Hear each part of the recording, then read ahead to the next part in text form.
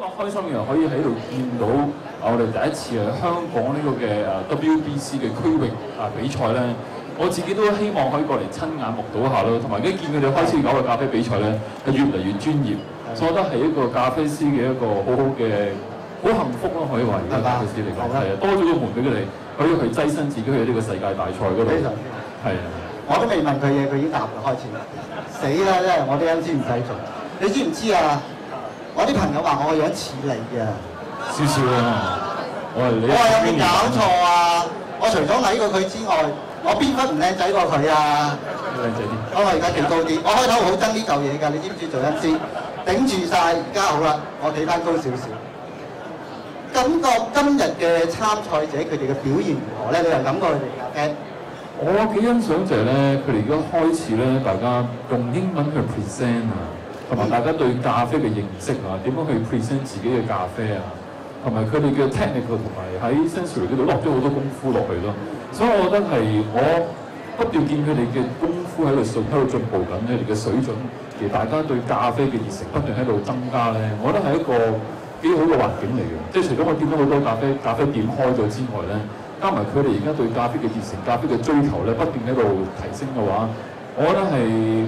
我希望佢哋可以喺呢個世界大賽嗰度咧，可以做到啲我哋所謂叫 damage 出嚟，做啲影響出嚟。有啲 impact 俾佢哋做啦，係嘛？係啦。OK，你去過世界大賽睇過啦，係嘛？有啲乜嘢嘅意見俾我哋主辦單位可以再做得好啲嘅？我覺得首先我要讚一讚先。今次咧，其實佢已經第一次喺香港呢度搞咧，我覺得唔係好多人太清楚就話。香港係從來未試過係入到呢一個嘅，可以舉辦到呢個所謂叫做 WBC 嘅 regional competition 啊。係，因為佢哋係要經過好多嗰啲 paperwork 㗎，有好多比較 politic 啲嘅嘢要做先可以搞到咯。所以今日呢個成立咧係演變住我哋香港嘅咖啡師一個新嘅門打開俾佢哋。佢哋如果只要喺呢度做得好嘅話，佢哋就可以將自己躋身世界大賽嗰度。呢一個係作為香港咖啡師嚟講咧，係一個幾好嘅推動嚟嘅咯，可以話係。多謝。係。你中意飲邊一類咖啡㗎？你自己沖咖啡中意用邊種方式？邊一類咖啡啊？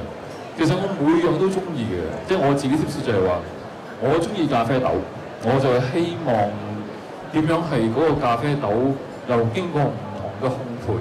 同埋經過唔同嘅做法而帶出佢比較獨特嘅味道喺度啦。所以話 espresso 咧，而家就係話我去過好多地方，尤其是西方國家咧，成為主流啦。差唔多所有嘅外國人咧，都係飲 espresso 為主嘅。但係亦都喺如果你話喺日本啊其他地區咧，佢哋會偏向中意飲啲好似 saffron 啊其他嘅嘢。我自己就咖啡每一種咧，我都好 appreciate。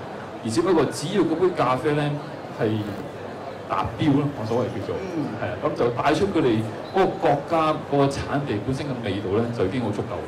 OK，多謝晒你，普通講 ，thank you。